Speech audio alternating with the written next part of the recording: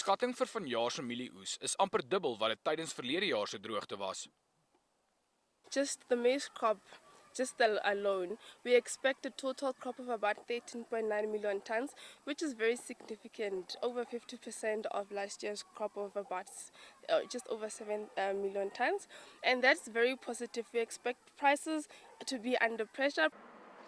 Verbruikers kan nog 'n ruk lank hoë vleispryse verwag omdat boere nou eers hulle kuddes moet opbou nadat hulle verlede jaar groot getalle moes afstaan.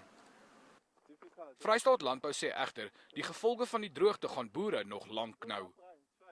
Daar is ongelukkig baie meer as gewoonlik grond wat in die mark kom in die land for sale van die koerante en in die tydskrifte.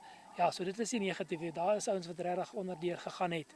En ongelukkig is dit die kleiner ouens wat regtig gesuffer het. Ten spyte daarvan dat boere swaar kry, gee hulle steeds terug aan die gemeenskap. Marita Groenewald is een van die boere wat 'n gemeenskapsentrum in Klokkolaan begin het.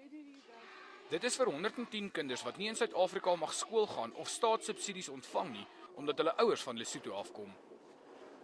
Ons gee vir hulle skool hier, basiese onderrig, wiskunde, taal en ons probeer ook skills training vir hulle doen. Die boeregemeenskap het besluit om saam te staan om voedsel te gee. Gerard Pretorius, 1 Nuus, Klokkolaan, Vrystaat.